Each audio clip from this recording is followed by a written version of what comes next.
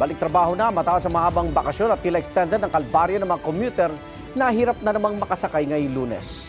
Live mula sa Commonwealth Avenue, may unang balita si James Agustin. James! Good morning. Maagang pahirapan yung pagsakay ng maraming pasahero dito sa Commonwealth Avenue sa area ng Philcoa. Ngayong back to work na ang karamihan matapos ang Semana Santa break. Mag-alas 5 pa lamang ng umaga kanina ay marami ng pasahero na naghihintay na masasakyan sa Philcoa. Karamihan ay nag-uunahan makasakay sa mga pampublikong sasakyan na punuan na. Ordinary o air-conditioned buses man ay tayuan na ang mga pasahero. Ganyan din ang sitwasyon sa mga modern jeep. Habang sa traditional na jeep, may mga sumabit na sa estribo. May mga pasahero nga napapatakbo para lang makasakay pero bigo sila. Ang ibang pasahero na aming nakausap na papasok sa kanilang trabaho ngayong umaga, halos 40 minuto nang naghihintay. Didiskarte na lang daw sila para hindi malate sa trabaho. Marami ring pasahero sa bus na may libreng sakay mula sa area ng Fairview hanggang sa Welcome Rotonda sa lungsod ng Maynila. Samantala, Igan, ito yung nakikita niyong sitwasyon ngayon dito sa area ng Philcoa. Marami-rami pa rin po yung mga pasahero pero ngayon pinausod sila doon sa area ng PUV stop ng mga tao ng MMDA dahil kanina nasasakop na nila itong 2 lane ng kalsada. Pero ganun pa rin po yung sitwasyon. Marami pong mga pampublikong sasakyan dito na nakikita natin na punuan simula kanina madaling araw. Maging jeep man yan o mga bus o mga UV Express. Silipin naman po natin yung lagay ng trapiko dito sa kabaan ng Commonwealth Avenue. Westbound lane po ito, mga sasakyan na patungo sa Elliptical Road. Kanina pa po natin nakikita yung mataas sa volume ng mga sasakyan dahil nga po back to work na ngayong Monday morning. Habang dun sa eastbound lane naman po, yung patungo sa area ng Fairview ay maluwag yung traffic situation ngayong umaga. Yan muna po yung latest mula po rito sa Quezon City. James Agustin, GMA News.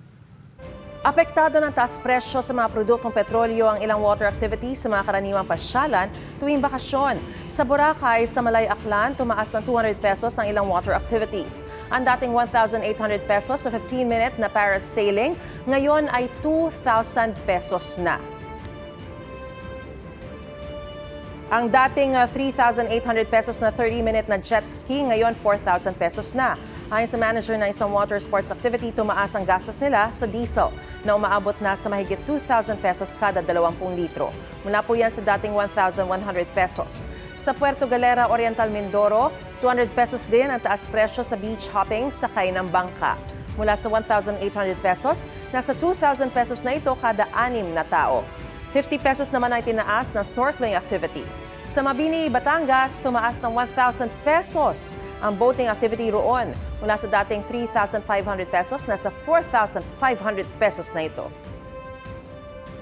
Nagpapatupad ng water rationing sa Zamboanga City dahil sa kakulangan ng supply ng tubig doon. Ayon sa Zamboanga City Water District, nasa 5 hanggang 12 oras ang pagrarasyon ng tubig. Nitong Huwebes Santo, sinimulan po yan. Reklamo naman ng ilang residente hindi nasusunod ang schedule ng water rationing. May amoy at kulay rin daw ang tubig na lumalabas sa gripo. Sinusubukan pa ng GMA News na kunin ang pahayag ng Zamboanga City Water District. Pila-pila rin ang mga nag-iigib ng tubig maging ang mga bumibili sa mga water refilling station. Nagbuga ng maitim at makapal na usok ang Bulkang Mayon sa Albay. Kita po yan sa kuha ng isang residente sa bayan ng Kamalig alas 6 kagabi. Paalala ng lokal na pamahalaan, manatili po muna sa loob ng bahay at magsuot ng face mask kung kailangan lumabas. Sa kuha naman ng PHIVOLCS alas 4:30 ng madaling araw kahapon, nagbuga ng lava at uson o pyroclastic density currents ang bulkan. Nagkaroon din ng rockfall. Nasa alert level 3 pa rin ang Bulkang Mayon. Bawal pang pumasok sa 6-kilometer permanent danger zone ng bulkan.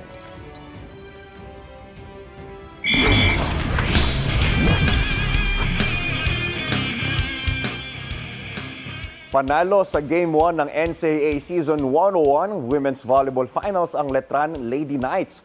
Sa unang paghaharap nila ng Benilde Lady Blazers sa finals ngayong season, nagsalitan ang dalawang kupunan sa unang 4 na set. Unang nakapuntos ang Lady Blazers hanggang makuha ng Lady Knights ang 5th set sa score na 15-11. Ito po ang unang talo sa finals ng Lady Blazers sa loob ng 5 season. Samantala, nakuha naman ng Mapua Cardinals ang Game 1 ng Men's Volleyball Finals laban din sa Benilde Blazing Spikers. Panalo sila sa loob ng 4 na set. Sa Miyerkules po, April 8, gagawin ang Game 2 ng parehong finals kasunod ng awarding ceremony para sa Season 101. Mapapanood ang laban ng men's volleyball sa Heart of Asia, habang sa GTV at Heart of Asia naman ang women's volleyball.